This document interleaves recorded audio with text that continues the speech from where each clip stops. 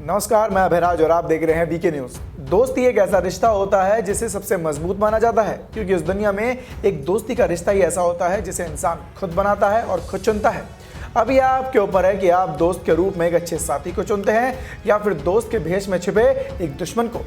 ऐसा हमेशा से कहा गया है कि एक अच्छा दोस्त आपको फर्श से अर्श तक ले जाता है, आपको आगे बढ़ने के लिए प्रेरणा देता है और आपके दुख और सुख में एक पहाड़ की तरह आपके साथ खड़ा रहता है। लेकिन अगर दोस्त की भेष में छिपा शख्स आपका दुश्मन निकले और आपकी पीठ में खंजर घोंप दे, तो उससे बड़ा विश्वासघात तो कोई हो ही नहीं सकता।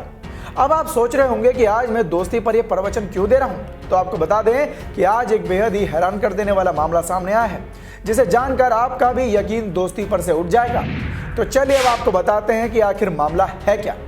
दरअसल हाल ही में खबर आई थी कि एक लड़की अधजली हालत में मिली थी। हालांकि उस समय वो बेहोश थी, जिसके चलते वारदात की वजह और गुनहगारों का पता नहीं चल पाया था। लेकिन अब लखनऊ में सिविल अस्पताल में भर्ती शाहजहांपुर की छात्रा को बुधवार की दोपहर होश आ गया है। उसने पुलिस को बताया कि उसके साथ पढ़ने वाली उसकी एक सहेली, जिसका नाम पिंकी है, उसके रिलेटिव ने इस घटना को अंजाम दिया है। उसने बताया कि सहेली पिंकी ने मुझे जबरदस्ती फोटोकॉपी करवाने के लिए बाहर भेजा, स्कूल के बाहर भेजा। इसके बाद मैं जब बाहर निकली तो वहां पर उसकी सहेली पिंकी नहीं थी। तभी कुछ लड़कों ने उसे नशीला पदार्थ सुंघाकर 3 लड़कों ने उसे उठा लिया। इसके बाद जब उसे होश आया तो वो आग के हवाले हो चुकी थी। मैं किसी तरह अपनी जान बचाकर वहां से भागी, उसने बताया।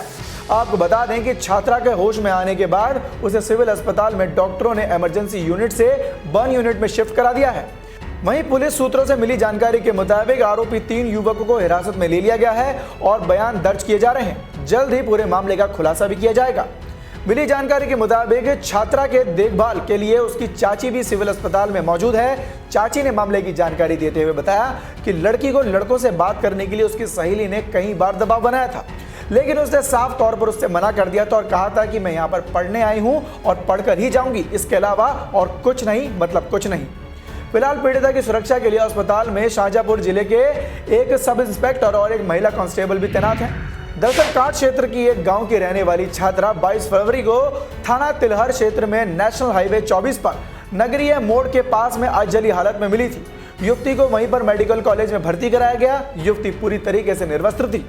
किसी तरह से लड़की ने अपने पिता का मोबाइल नंबर बताया, जिसके बाद मेडिकल कॉलेज में युवती के परिवार पहुंच गया। छात्रा की नाजुक हालत देखते हुए लखनऊ रेफर कर दिया गया था। फिलहाल उसकी हालत स्थिर बताई जा रही है और जितने भी उसने खुलासे किए हैं, पुलिस उसकी बारीकी से जांच भी कर रही है। तो देखा आपने कि किस तरह से एक सहेली ने धोखा देकर अपनी दोस्त की पूरी जिंदगी बर्बाद कर दी। इस खबर पर आपकी क्या राय है, हमें कमेंट सेक्शन में कमेंट कर जरूर बताएं और देखते रहें बीके न्यूज। धन्यवाद।